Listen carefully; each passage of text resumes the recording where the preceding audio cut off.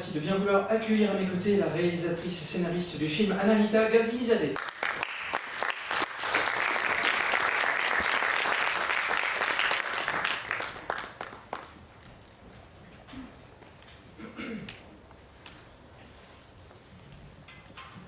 Y a-t-il une première question dans la salle? Auquel cas, pourriez-vous lever la main? Monsieur, ici.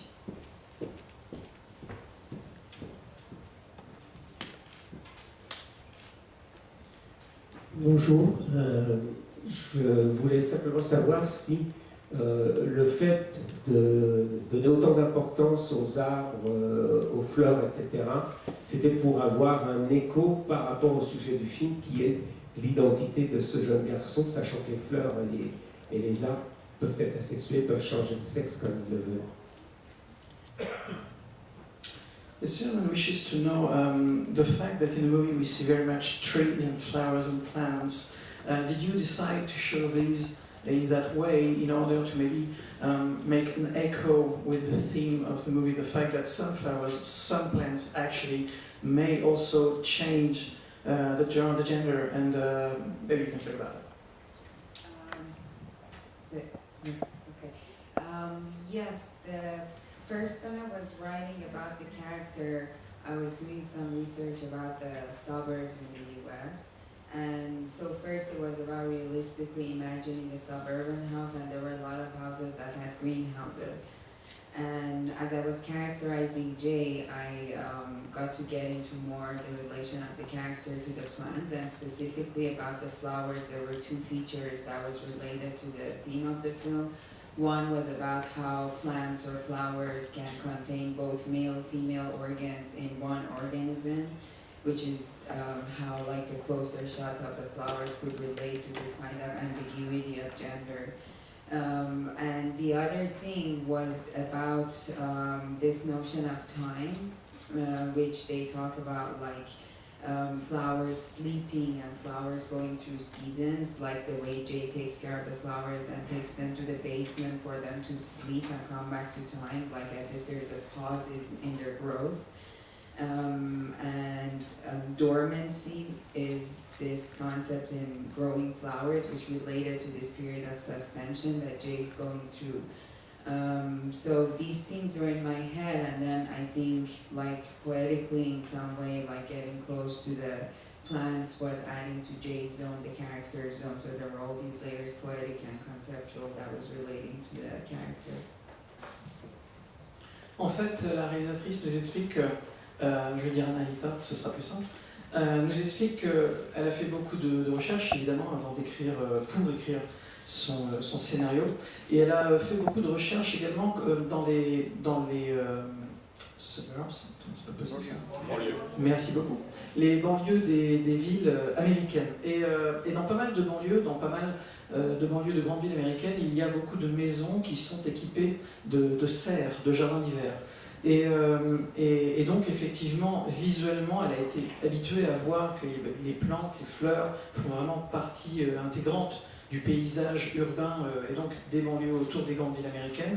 Et en plus de cela, effectivement, le personnage de Jay dans le film est intéressé lui-même envers les fleurs et les plantes, et effectivement, il y a forcément un lien avec ce qui se passe dans son corps à lui, puisqu'il y a notamment certaines fleurs qui, à l'intérieur de leurs cellules même, possèdent à la fois les attributs mâles et femelles d'une fleur, bien sûr, d'une plante, mais qui évidemment, et c'est un thème qui évidemment a un écho assez fort avec ce qui se passe à l'intérieur de Jay dans le film.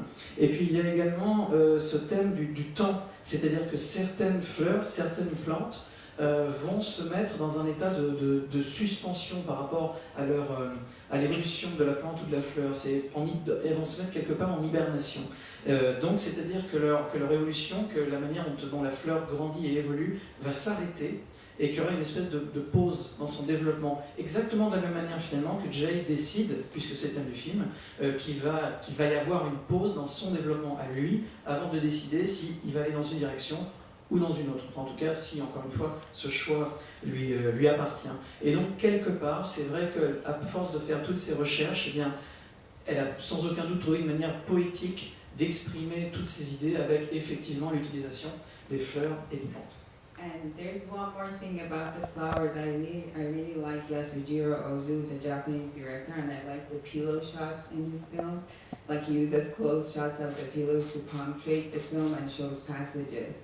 And in order to create a rhythm and punctuation in the film, I like to have this motif that is getting repeated, and I found flowers to be not very heavy-handed and directly related, but at the same time like having the tone and the feel of Jay, and at the same time create the punctuation like Ozu pillow shots.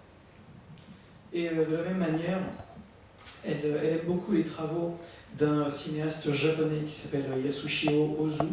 Et dans les films de Yasushiro Ozu, il y a également assez régulièrement l'utilisation de motifs qui reviennent, qui quelque part créent une sorte de rythme, créent une sorte de ponctuation dans le récit, dans l'évolution de ces films. Et elle voulait faire la même chose en fait, elle voulait trouver un motif qu'elle puisse répéter pour donc les fleurs, les plantes, tout ce qui se passe autour de ce thème lui a également servi comme système de ponctuation vraiment pour ponctuer le récit, lui donner un rythme qui lui a permis d'aborder la narration, la dramatisation du film de la manière dont elle le souhaitait. Pardon, juste, je crois qu'il se passe quelque chose au niveau des lumières, hein, parce que ça fait un peu flash. Voilà, c'est tout. Non mais c'est bien, ça fait stroboscope, c'est intéressant. Peut-être que tout va exploser, tout se met. Bref. Y a-t-il une autre question dans la salle? Alors oui, ici, et ensuite on va ici. Ah, the microphone's better. Thank you. How did you choose the main actor? So I usually, let me ask you, was it too long? So I usually work with non-actors, and I write a story and I try to find non-actors whose real life experience is similar to the story that I created. For this one, first I met this doctor who's acting in the film, actually the doctor in Chicago, who really works with gender expansive or transgender youth and teenagers. And I asked him if I can send the casting call to his email list of families with transgender children and young children. So we forwarded it to the families, and Reese Fehrenbacher, the main performer, was one of the kids that came through the casting call of real kids who were getting the medication. It was a little bit complicated because in my story, the character goes from male body to female chosen body, but in real life, Reese was the opposite. But I was sure that Reese has the spirit of the character, so even though it was confusing for all of us, and Reese once said it's a gender soup, but at the end he accepted to do it, so he was actually going through the medication as he was playing the role. En fait, ce qui s'est passé, donc la question portait sur le casting, comment la réalisatrice avait trouvé le comédien qui joue le rôle de Jay dans le film. Et Anahita nous explique qu'en fait, ce qu'elle souhaitait au départ, c'était d'avoir des comédiens qui, dans la vraie vie, dans leur vie réelle, ont également ou sont en train de passer à travers la même phase, la même expérience. Et donc, elle a rencontré un docteur, un médecin à Chicago, un vrai médecin à Chicago, et dont le travail justement est d'accompagner des personnes transgenres, des personnes qui passent d'un genre à un autre. Et elle a décidé de faire passer ce qu'on appelle le casting call, c'est-à-dire l'appel à casting, l'appel à la candidature, de le faire passer précisément via la mailing list, via la liste des contacts de ce médecin. C'est ce qu'elle a fait, et dans les réponses qu'elle a obtenues via ce casting call, eh bien, il y avait le comédien qui est pas... Reese, et faisait donc partie des patients du médecin en question. Donc il a reçu le casting call, et c'est comme ça qu'elle l'a sélectionné. Alors évidemment, elle nous explique également que c'était un petit peu compliqué parce que le personnage dans le film, Jay, il passe de masculin à féminin, alors que le comédien qui joue donc ce rôle, Reese, et bien pour lui c'était l'inverse, c'est-à-dire que c'était féminin vers masculin. Mais quelque part, comme il l'a dit lui-même d'ailleurs, comme le comédien l'a dit lui-même, quelque part c'est pareil, c'est-à-dire qu'à la fin c'est juste une soupe de genre qu'on passe de l'un à l'autre, peu importe, à partir du moment où il y a la transition, quel que soit celui de départ et celui d'arrivée, on passe par les mêmes phases.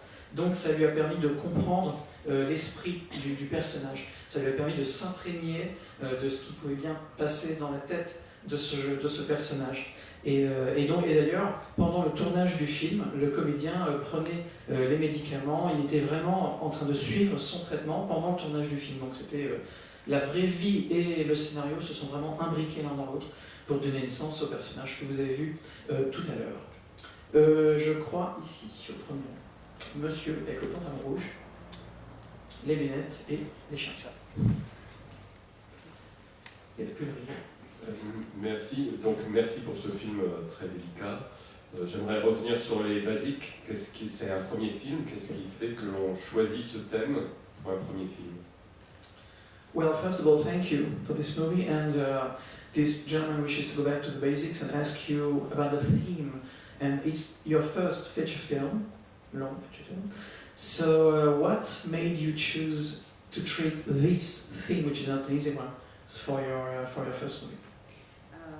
This film is completely kind of continuation of some short films that I had worked on before, and in my short films I had like some works that were about children, mostly about pre-puberty.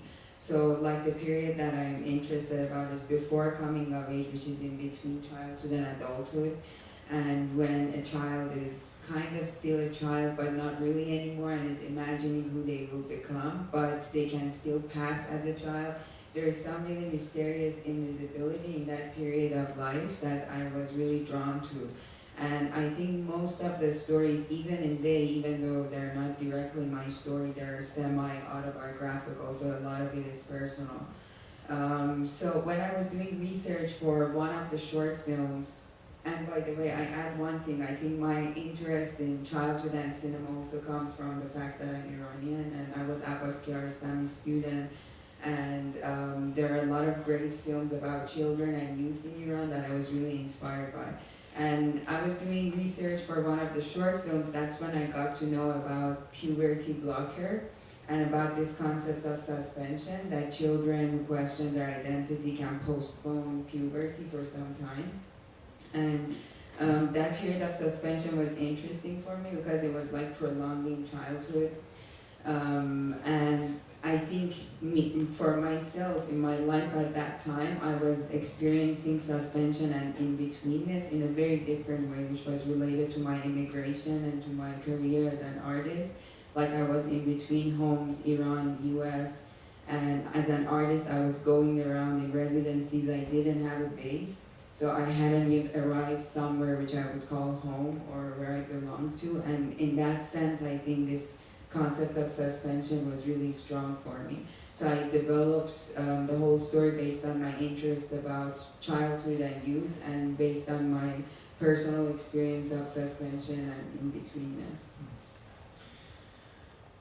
Ce qui s'est passé, c'est que j'ai réalisé, c'est donc effectivement Lolita, mon premier long métrage, mais j'ai réalisé quelques courts métrages avant et j'ai toujours été intéressé, Lolita, par le thème de l'enfance notamment, et le fait de passer d'un état d'enfant à un autre état. Alors on peut l'appeler de plusieurs manières bien sûr, hein, l'adolescence, etc., la prépuberté. C'est ça qui m'intéresse, ce passage, ce moment où on est encore un enfant, ou en tout cas on peut encore passer pour un enfant, alors qu'il se passe déjà beaucoup de transformations à l'intérieur. Ça l'a intéressé, il y a un côté un peu invisible là-dedans, il y a une espèce de mystère dans cette période, ces quelques années qui marquent donc la transition entre l'enfance et l'adolescence, l'âge adulte.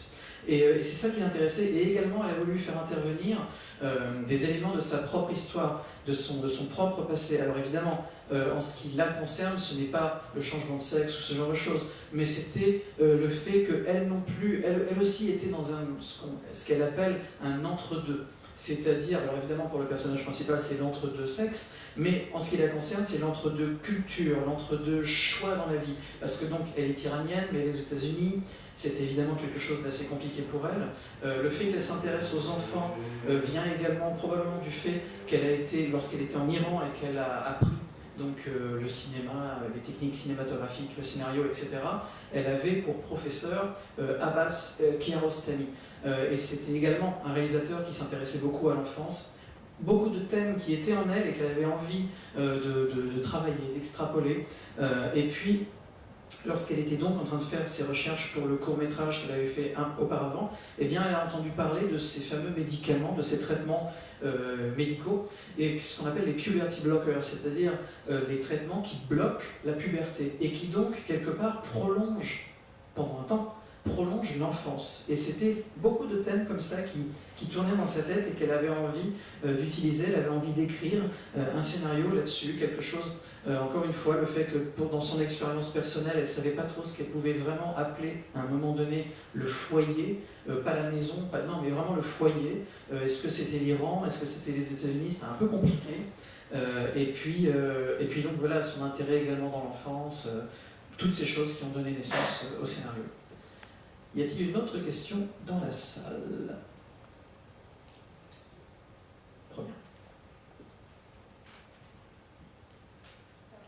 What are your relationship with Iran now? Because your film was produced in the United States, and the relationship with the two countries are quite complicated. So would you like to go back to film there? Can you? I really didn't go to the US with a plan to stay, but I just happened to stay there and make films. I went there to get my master's and to study, and I already had a community of friends and colleagues in Iran, which we started working together. And it was always my plan to go there, get my master's, and go back. But actually the first person who gave me the idea was Kiarostami, who was at the time himself he had finished Certified Copy and was making Like Someone in Love. And he was telling me that I should try making a film in a foreign language or my second language. So when I went to Chicago, I just had the idea for a short film in Iran, but I made it there, and I happened to make a really good connection with a small group of people. And we made short films and we produced this film. So for now, like, I make with a group of people who, like, we don't understand our first languages, we connect in second language. But it works well, mysteriously. I think as far as I have a few ideas for next projects, I will stay, but I have also not closed the ways for myself to go back. But I have a life mostly driven by inspirations of projects and ideas. So for now, like for the next ideas, I think I will stay in the US.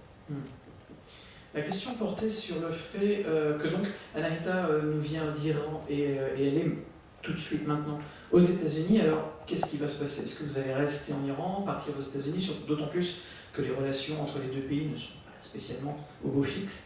Donc, quel est l'avenir, quelque part, de Anahita en tant que réalisatrice? Est-ce que c'est plutôt en Iran, plutôt aux États-Unis? Et Anahita nous dit que lorsqu'elle est partie aux États-Unis, en fait, au départ, c'était vraiment pour sa maîtrise. Elle n'avait pas du tout dans l'idée de rester aux États-Unis. Elle n'était pas partie pour immigrer pour de bon aux États-Unis.